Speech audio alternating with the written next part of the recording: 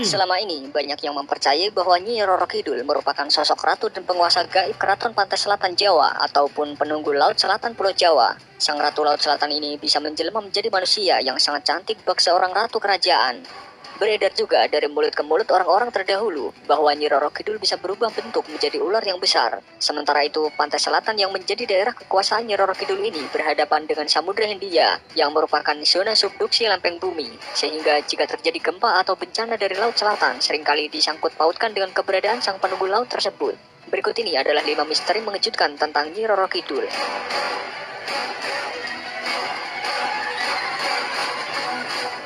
Titisan Putri Pajajaran. Adanya sosok penguasa Laut Selatan ini tidak hanya dipercayai oleh masyarakat Jawa kuno saja, akan tetapi legenda tentang Nyi Roro Kidul juga populer di kalangan orang Jawa, Sunda, dan Bali. Adapun suku Sunda mempercayai bahwa Nyi Roro Kidul merupakan titisan seorang putri dari kerajaan Pajajaran yang bunuh diri di Laut Selatan. Menurut cerita, sang putri ini diusir dari kerajaan karena penyakit kulit yang dideritanya dan membuat anggota keluarga yang lain malu. Kulit Putri Pajajaran ini bersisik seperti ular. Karena itu, banyak yang bilang bahwa Ratu Kidul ini kadang menjelma menjadi wanita cantik dan bertubuh ular naga.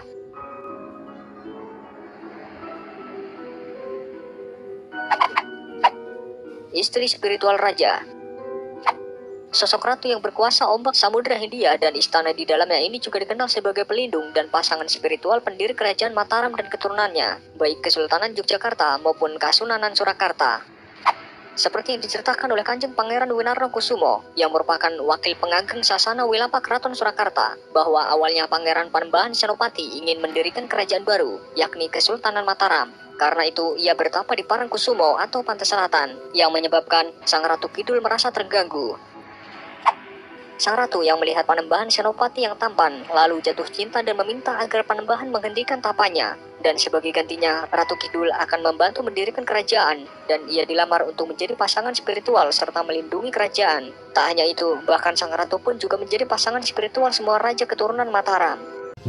Pakaian hijau. Beberapa dari kita mungkin sudah mendengar mitos larangan menggunakan pakaian berwarna hijau saat hendak atau berkunjung ke Pantai Selatan. Peringatan ini diutamakan bagi mereka yang berkunjung ke Parangtritis dan Parangkusumo. Menurut mitos yang beredar, pengunjung yang menggunakan pakaian hijau ini akan menjadi incaran Sang Ratu Kidul. Tak jarang pengunjung yang bermain di Pantai Selatan tiba-tiba menghilang. Hal ini diyakini bahwa orang hilang tersebut telah menjadi tumbal Sang Ratu Kidul. Sedangkan bagi mereka keturunan Prabu Siliwangi akan dijadikan selir atau bala tentara Keraton Kidul. Karena kejadian tersebut, terdapat himbauan agar pengunjung tidak mengenakan pakaian atau atribut berwarna hijau. Sebab Sang Ratu Kidul sendiri digambarkan sebagai sosok ratu cantik yang menyukai warna hijau. Merah Delima Soekarno.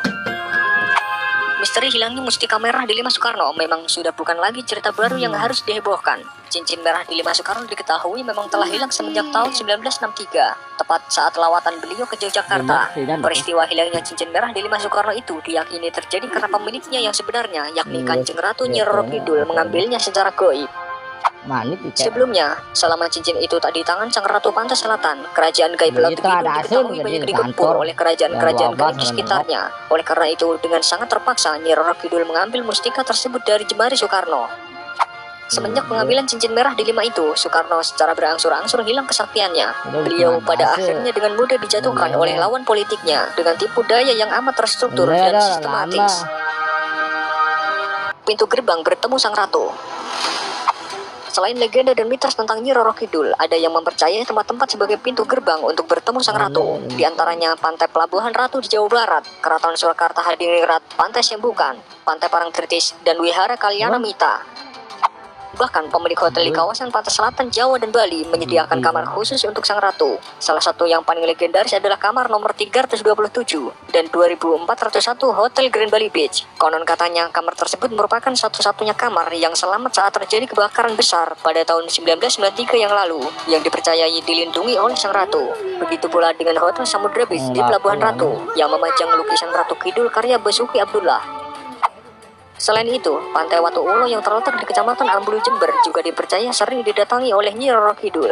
Hal ini diungkap oleh penjaga atau juru kunci Watu Ulo yang bernama Ansori, yang mengaku pernah bertemu dengan Ratu Pantai Selatan di sini. Ansori memiliki keistimewaan yang tak semua orang punya. Dia mampu melihat dunia gaib dan masuk ke alam mereka. Menurutnya, kerutan dahinya yang membentuk lafaz Allah merupakan modal dan keistimewaan tersendiri dibandingkan banyak orang.